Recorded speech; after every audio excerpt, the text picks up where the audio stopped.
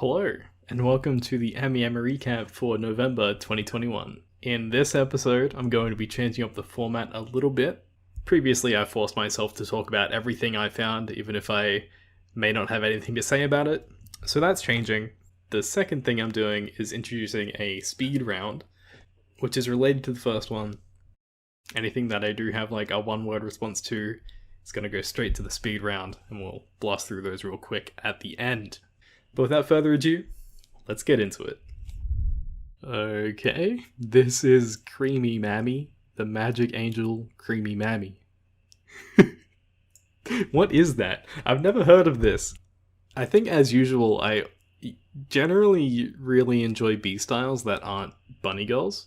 Because I think like even with a really simple design like this, there's still a lot of room for like nice detailing and painting. Not that there's much detail in this character design at all, but I really like the way they've sculpted this dress. I really enjoy the paintwork on it as well. This isn't the sort of figure that's like amazing and I just buy it because it looks nice. But at the same time, if I did like this character, I would really appreciate this. Everything about this just sort of works for me and I'm really digging it. Next up, we have Wuxian from Modazushi. I think there's a lot to love about this. I think the base is really good. I really like the withering stuff they've got going on with those stones or whatever they are. I really just like the composition in general, and the way the black and red colors play against each other, I think, also adds a lot to the figure. You can see even on this effects part here, it's like shiny and see-through, which is really cool. I'm assuming it's blood, but maybe it's not. I don't know. He kind of seems like a sexy vampire man. And speaking of him, I think he just kind of falls into the usual trap of pretty boy male Chinese characters all looking the same. They're all kind of too generically handsome, in my opinion. Which is to say it's not a figure for me, but it may very well be something you quite enjoy. But yeah, I think it's pretty good. I'm not too concerned about it being a 1/8 scale just because male characters are usually bigger anyway. I think for what you're getting here, it's a really nice figure and probably worth it. Here we have Vector from Girls Frontline, and here's a gun I know just because I played too much Call of Duty, which is where all of my gun knowledge comes from. This one's by Wanderer, and I kind of like it. Now there are issues with it. Immediately the first thing I found was that they're using this really gross white little peg for her foot. And I think the base in general is just a little bit boring, and the way she's kind of floating from all angles that aren't the front just looks a bit weird. But if you are looking at it from the front, from this angle, I like it a lot. I love the dress because of the gradient, and I think her hair also has some of that as well. I think it's just a nice color combo that works really well. It's not the best figure in the world, it's certainly not the best Girls Frontline figure I've ever seen, but I think it's definitely very respectable. Here is Good Smiles, Asuna, Stacia Goddess of Creation version. The hair is what gets me, because I really like it a lot. And one of my favorite figures, the John Alta dress version by, Max Factory? She also has, like, this crazy hair sculpt going on, and I love it. I just like things with ridiculously long hair. I think, that's fantasy. I don't mind Asuna's face here, and it also looks like her armor has sort of a different finishing, so this looks kind of shiny, whereas the rest of it looks matte, which is a good detail to have. Just the thing is, I don't feel this, like, pink dress too much. I feel like it just gets enveloped by her orange hair. Maybe that's a good thing, and maybe that's what they're going for? I don't know. I like it, but mainly for the hair. Immediately, I love this because they're doing this, like, space thing in the dress. I love it when that happens. It's so cool. And this is a VSINGER by BLACKRAY, who I think I've ever heard of. What? Wow. Whoa. Is she holding that thing? That's beautiful. I love this. I am in love. Ooh, they've even got close-ups. I'm filled with confidence. I'm not huge on her face, just because she looks kind of stoic, a resting bitch face. If she was like happy and smiling, I'd like it just that much more. And then apparently she just has regular legs as well, without the cool looking leggings. This is really cool. If anyone knows about this manufacturer and can recommend them, please let me know. This is my favorite so far, and I feel like we're barely into this video. Kinda doubt she'll be topped for me. This is Rino from Princess Connect Redive by Kotobukiya. I guess it doesn't come up that often, so I don't think I've had a chance to complain about it before, but I'm not a fan of figures that have a winky face. I think it just makes the head look really weird, because it's like anime, but it's real. It kind of just wrecks my brain. You need another eye there, or close both of them. As for the figure itself, I think the colors all sort of blend in together, especially because they're all in that sort of same realm as her skin color. So like the only respite we have from that is that green eye, the single green eye, which just makes me look at it more, and it... This is Ying Swei from Azur by NEONMAX. What's up with figure companies and having Max in the brand name? I don't like a Hobby Max, NEONMAX, Max Factory. It's probably some more Maxes out there. It's just a coincidence. Anyway, this figure is awesome. Look at that base. Look at it. That's the coolest thing I've ever seen. I really, really like this base. Like, they've gone as far as like 3D modeling splashing off the page. It's something I never would have thought about, and yet something so visually striking and cool. I just said that VSINGER one was going to be my favorite for this whole video, but maybe this one is. It's the color scheme that gets me. But yeah, I think if NEONMAX can deliver this at this level of quality for this price, I'd be pretty impressed. Here is FuRyu with a railgun figure.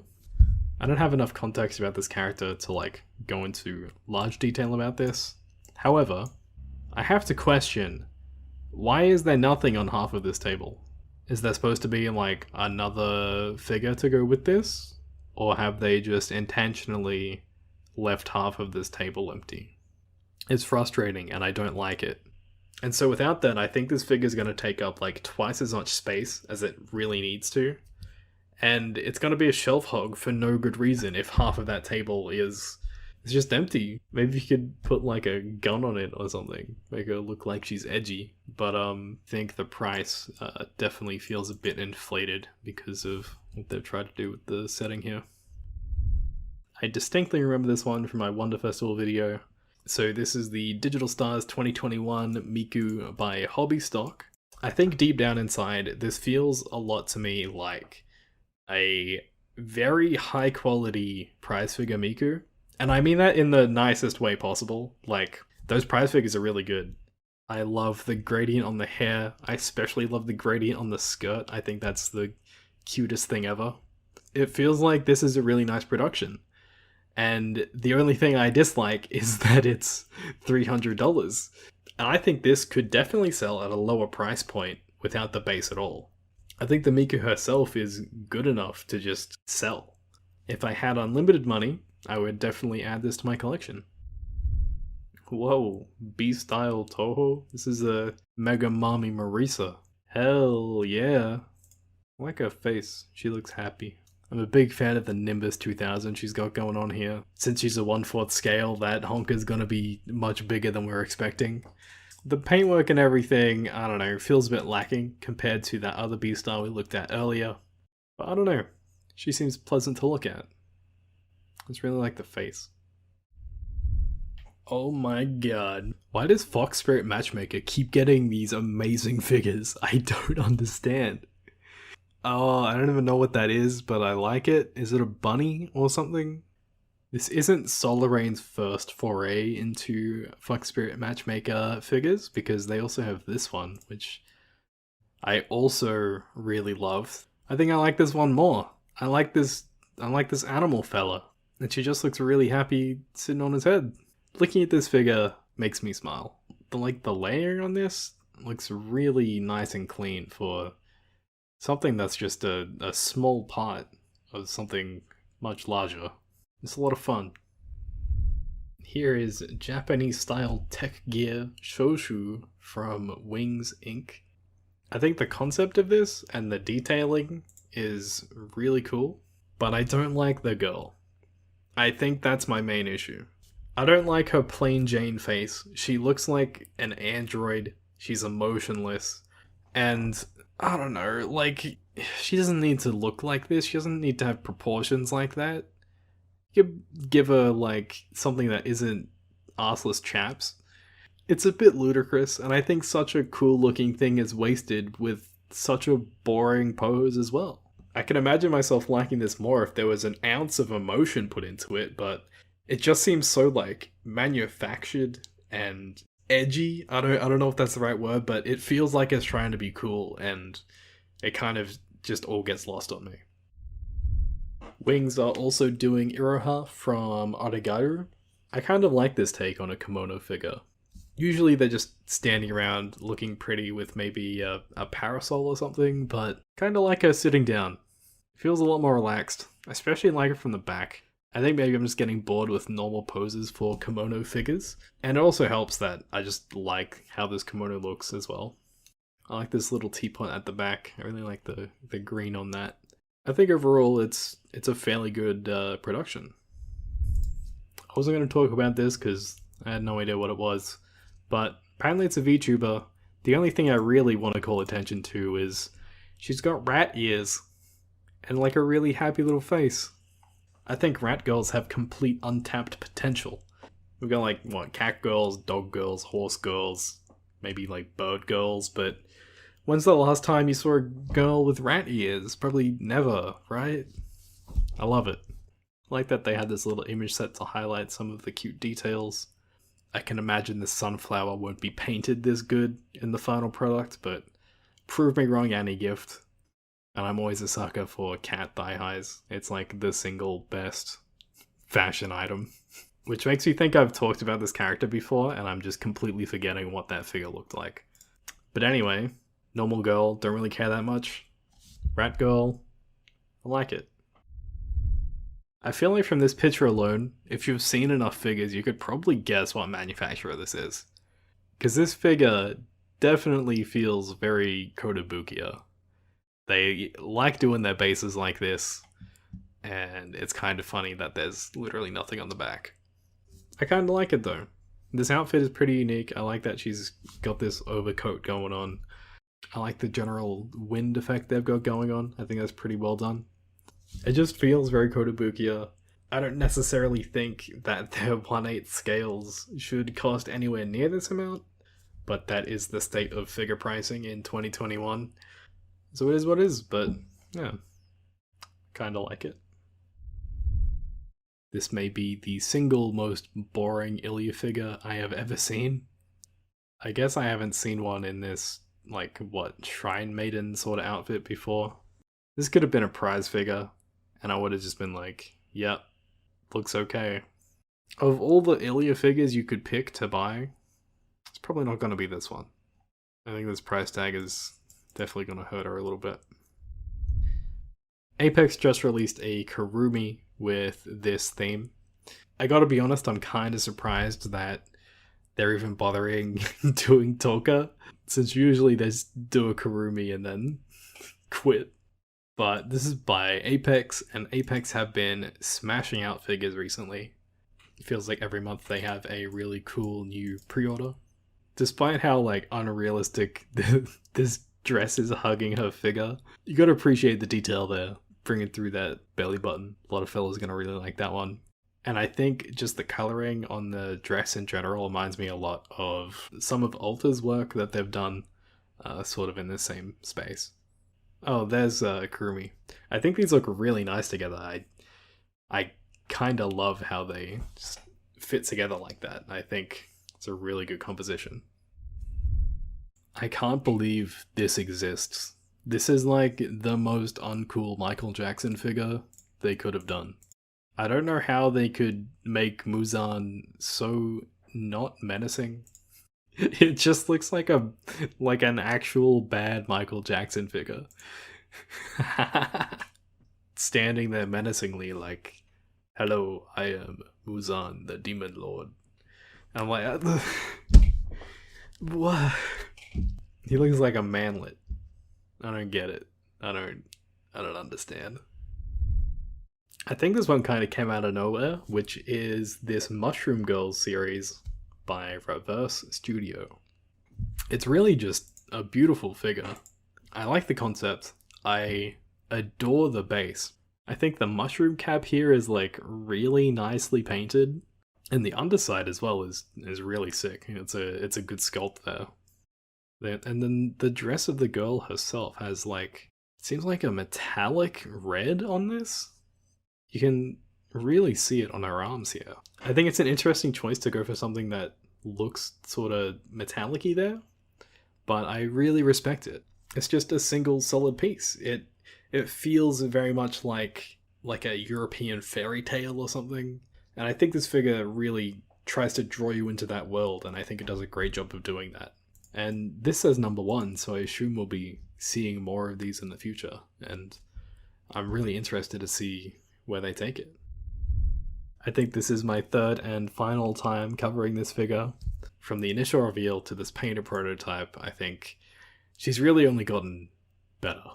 I love everything about this rock base. I think I'm just sort of a sucker for like any base that has some sort of weathering and feels lived in. And it seems like even the anchor has some really sick detailing on it as well.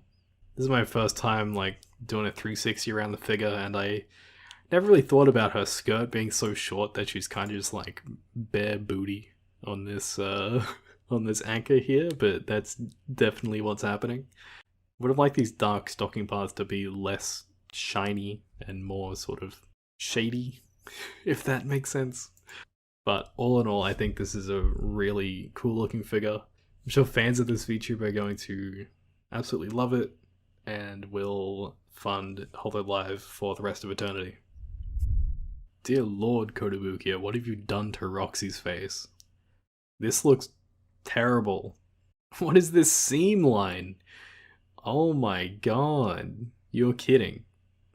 That's not part of the design, is it? Surely not. To have a seam going like that? Staff looks so bad. Pose looks bad. This might be my least liked Roxy figure that I've ever seen, and for Koto to be charging like $150 for it, I think is a complete farce. I dislike everything about this. Recently I heard this show is like actually really, really good, but everything I've seen from these character designs makes me want to never, ever watch it. Toho figures consistently look really, really cool. I guess these are like sword slashing effects or something, and I think that's a really interesting way to do that effect. I really like the coloring of them. Anyway, there's so much more going on with this figure. I don't know the source material, so I'm just like completely lost in all of the crazy, wacky stuff going on. But I think in a strange way, it all kind of works. I really like this green dress. Something you might not be able to see on video is that she's got these very subtle like yellow and blue highlights in her hair, which is certainly an interesting effect and plays into the rest of it looking, you know, very intense and very colorful.